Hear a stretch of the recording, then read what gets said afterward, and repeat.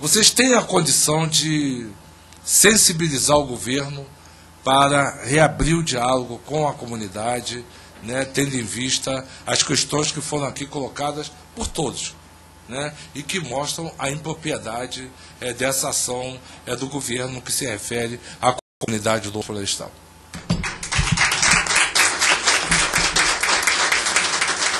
Obrigado, deputado Edson Santos. Com a palavra, o deputado Zezé Ribeiro.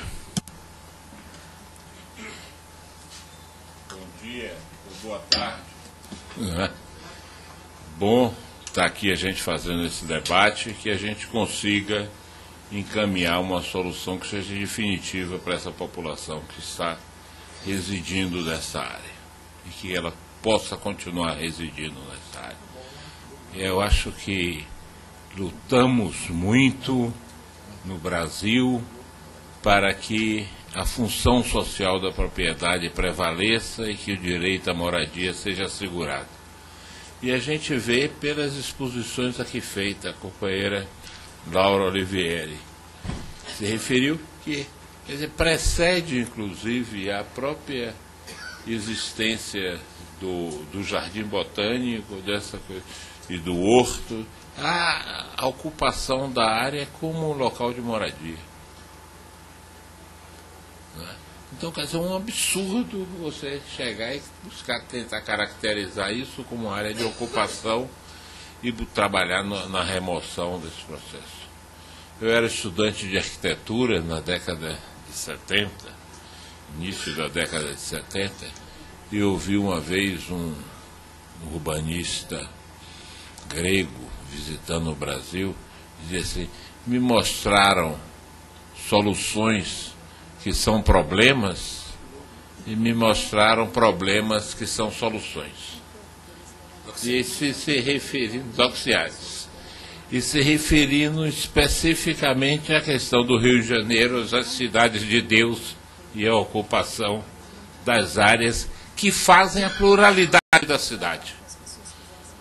Nós vivemos numa sociedade da exclusão, onde as relações de vizinhança hoje pouco valem, né? Eu vejo como a gente trata a questão do transporte de massa hoje, desassocia completamente da questão do solo, aí se faz pesquisa, origem e destino, e parece que não tem nada a ver o uso do solo com isso aí, e como se a solução fosse na tecnologia do transporte, não é? Ajuda, mas não resolve. Né? Ou a gente associa efetivamente a questão do uso do solo e das relações de vizinhança para você fazer uma cidade digna, com oportunidades, uma cidade que enfrente a questão das nossas diferenças, né? Que a cidade que não seja a cidade da exclusão, e cada vez mais a cidade da exclusão. O que se pretende fazer com qualquer outra coisa dessa é quebrar a relação de vizinhança. É desestruturar uma comunidade que tem sua existência, que a gente vê aqui, que tem uma luta aqui, né, que assegurou a manutenção desse espaço aí. Então é um absurdo a retirada dessa população por uma visão de defesa ambiental como discurso, e que termina resolvendo os problemas de uma elite que não quer ver negro, pobre, periferia.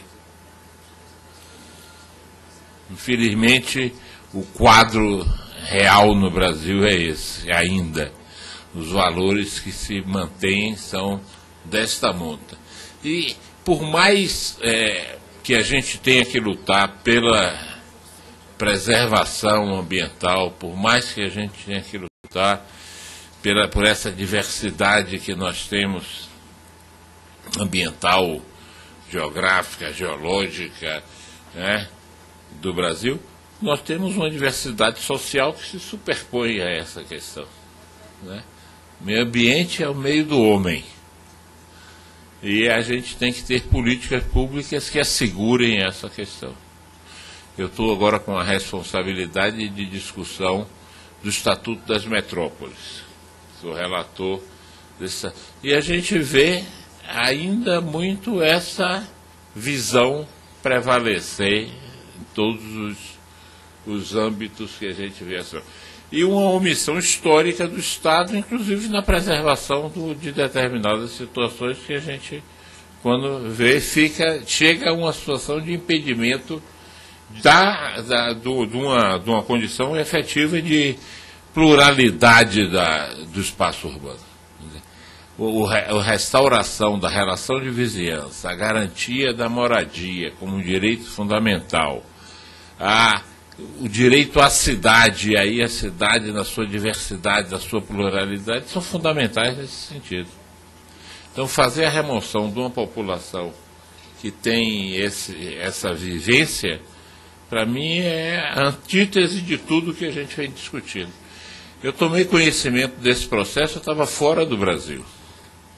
Estava em Quito, fazendo uma discussão sobre esses mecanismos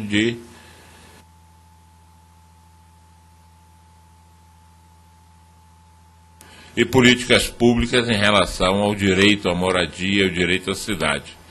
E a gente lá tomou conhecimento desse processo, um processo que vinha, inclusive, dividindo a população.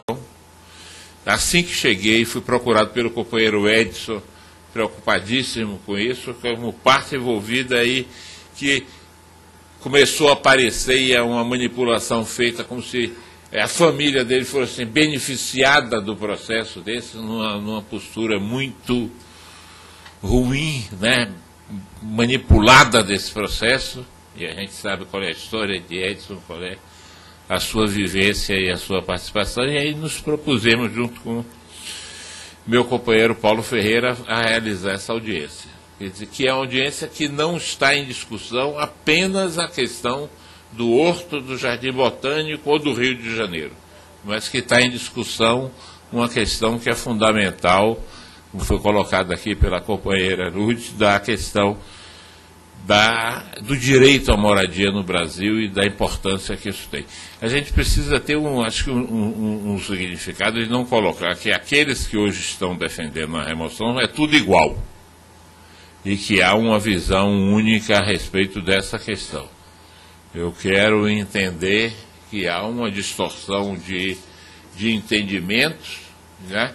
Mas que são entendimentos diferenciados daqueles que querem ter uma posição elitista de expulsão da população desse processo, os que acreditam que nessa questão ambiental que é aquela coisa caricata que termina virando, você tem que salvar o passarinho e o homem que se lê, não é, de uma preservação regular, e tem uma questão das relações de vizinhança que se estabelece aí, que a gente tem que ter a maturidade para compreender e trabalhar. Gostaria muito, Bira, de conhecer o projeto da UFRJ a respeito dessa questão.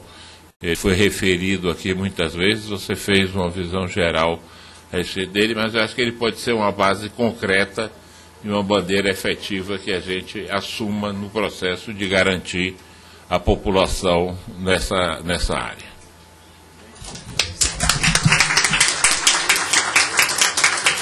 Muito obrigado, deputado Zezel.